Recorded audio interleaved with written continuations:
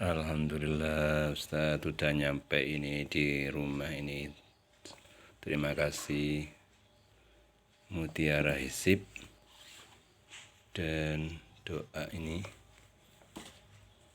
Dan ini Mutiara sholawatnya sudah nyampe ini. Alhamdulillah, terima kasih Ustadz. Ada bonusannya. Terima kasih. Semoga berkah. Mohon doanya.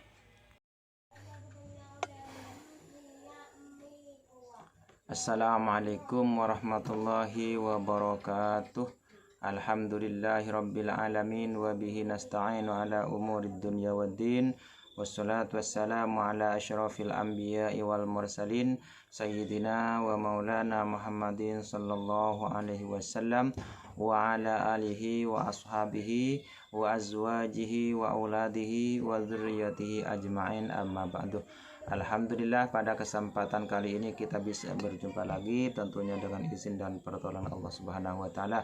Mudah-mudahan semuanya selalu dalam keadaan sehat walafiat dan dimudahkan rezekinya oleh Allah Subhanahu wa taala. Amin ya rabbal alamin. Serta yang sedang sakit mudah-mudahan segera disembuhkan oleh Allah Subhanahu wa taala. Pada kesempatan kali ini saya akan memberitahu kepada teman-teman semuanya tentang sesuatu yang sering dibawa-bawa oleh para pengkhianat sebenarnya ya. Mungkin oleh sebagian orang itu adalah hal yang wajar, akan tetapi yang sebenarnya adalah kurang ajar teman-teman. Itu kalimatnya yaitu kalimat pribumi dan non pribumi teman-teman ya. Yang sering khususnya untuk sekarang ini sering dibawakan oleh Kiai Madundi dan kawan-kawannya ya teman-teman ya. Sebenarnya saya jelaskan di sini dengan sesuatu yang pasti teman-teman ya, bahwa tidak ada orang pribumi yang kecuali yang mempunyai kepentingan pribadi, tidak ada orang pribumi yang mengatakan hal demikian teman-teman, kecuali memang punya tujuan tersendiri teman-teman, yaitu dengan cara mengadu domba antara pribumi dan non pribumi. Supaya apa? Supaya lawan bicaranya tidak terpilih atau bagaimana teman-teman. Karena orang pribumi tidak hanya segelintir itu teman-teman.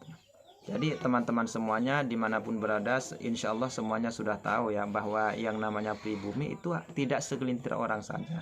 Akan tetapi mungkin 80%-nya ya, mungkin 80%-nya itu pribumi, apalagi sampai membawa-bawa Trah Wali Songo.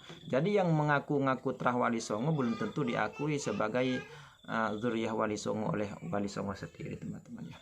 Karena rata-rata zuriyah Wali Songo itu adalah orang yang santai, tidak suka mengadu domba, dan tidak suka mengaku-ngaku. Karena tidak ada gunanya kita membanggakan diri, tidak ada gunanya kita menjelek-jelekan orang, apalagi sampai membatalkan nasab orang lain demi kepentingan pribadi. Jadi tidak ada gunanya sama sekali teman-teman ya.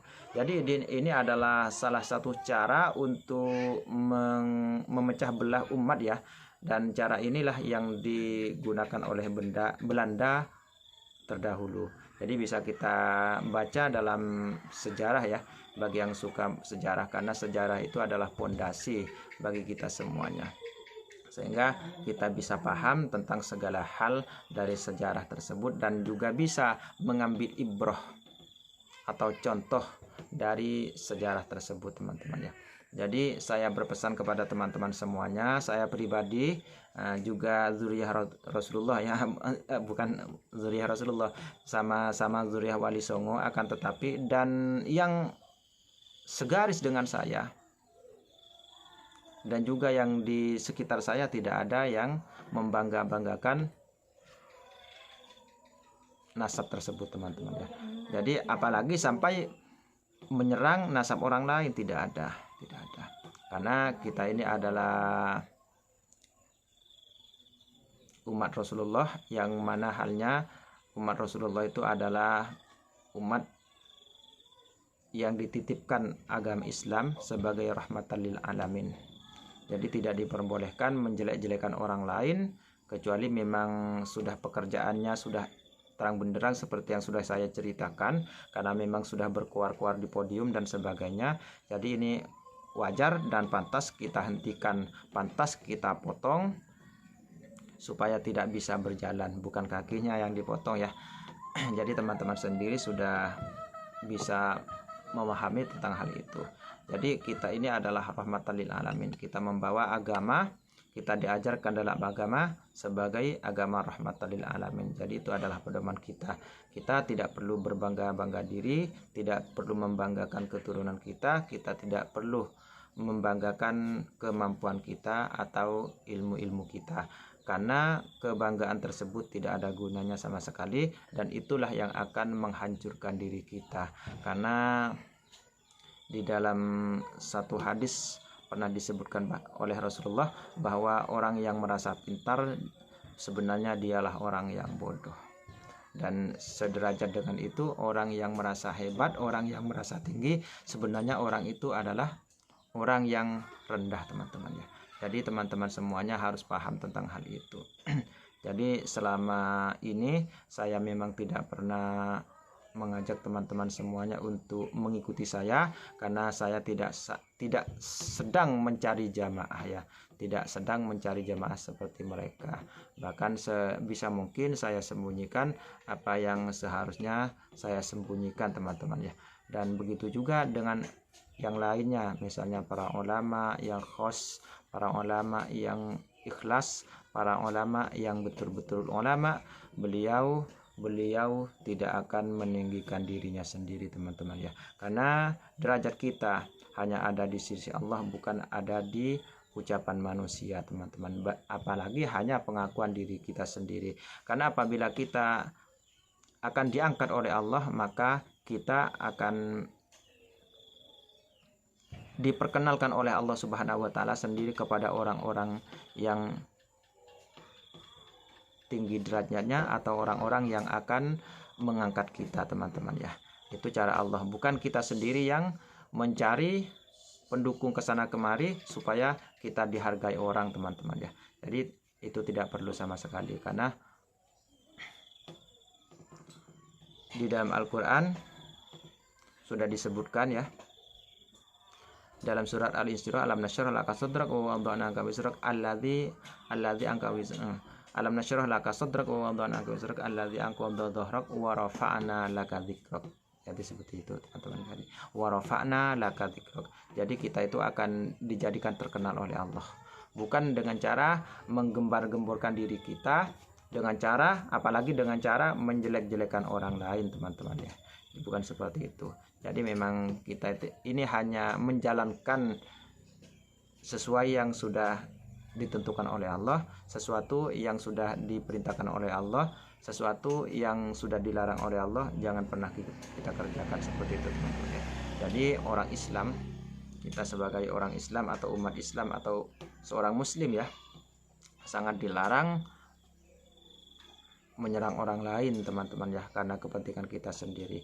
Karena saya lihat memang yang menjadi pendukung Kiai Imad itu dan juga kawan-kawannya, tentunya yang namanya pendukung berarti kawan-kawannya memang rata-rata orang munafik, teman-teman ya. Rata-rata orang munafik, mereka sebagian besar tidak rajin beribadah, hanya ikut-ikutan saja. Karena sebagian para Wahabi, sebagian memang orang yang hanya ikut-ikutan saja, teman-teman ya, yaitu sebagai minyak ya, sebagai minyak di dalam kompor atau mengompori saja, seperti itu, teman-teman ya.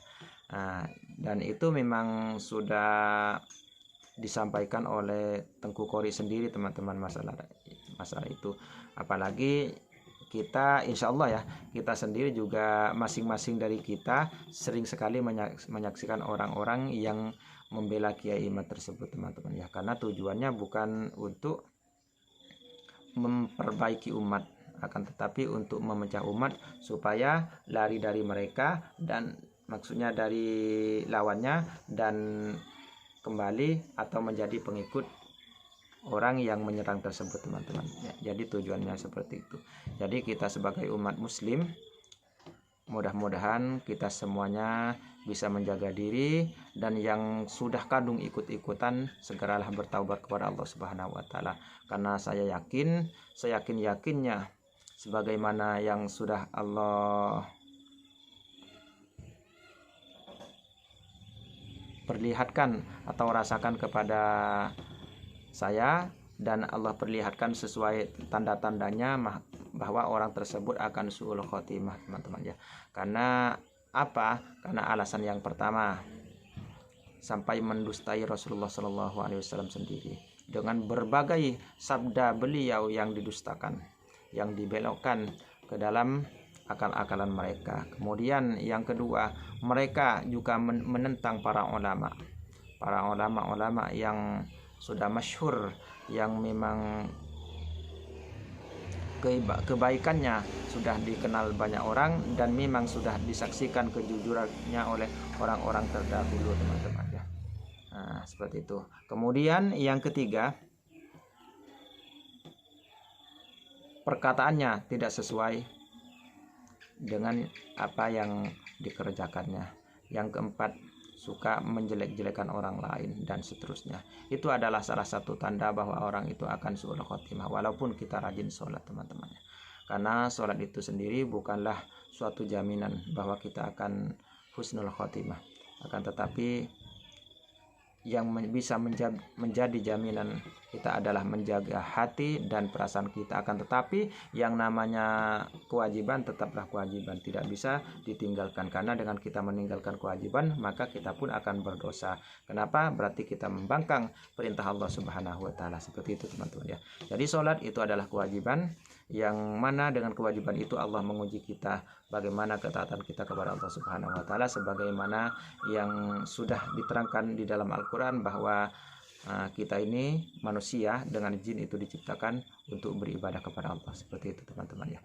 Jadi banyak hal yang memang sudah difardukan atau diwajibkan dalam syariat, itu adalah untuk menguji ketaatan kita. Sebenarnya walaupun kita tidak beribadah, tidak ada imbasnya sama sekali kepada Allah, akan tetapi imbas itu akan kita terima sendiri, teman-teman ya. Jadi seperti itu. Jadi yang paling utama adalah akhlakul karimah. Akhlak baik dalam segi ucapan ataupun akhlak dalam segi perbuatan dan sebagainya, teman-teman ya. Jadi seperti itu, mudah-mudahan ini bisa bermanfaat untuk teman-teman semuanya. Saya kira sudah cukup. Mohon maaf apabila ada salah kata dan kekurangan dari saya.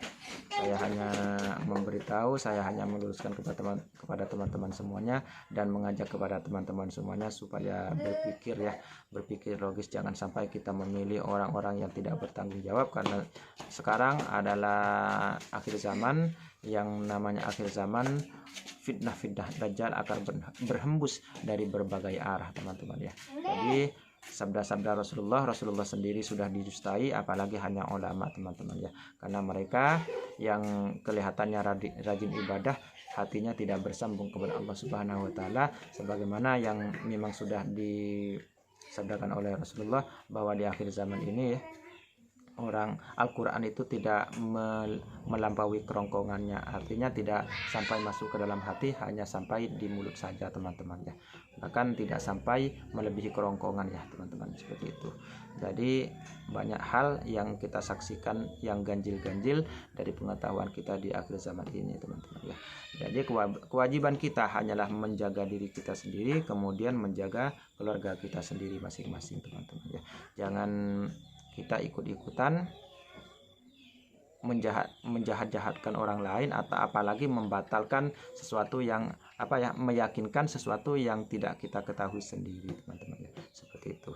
Jadi takarannya semuanya adalah ilmu agama, bukan akal-akalan kita. Mudah-mudahan ini bermanfaat. Saya mohon maaf atas segala salah dan kekurangan dari saya.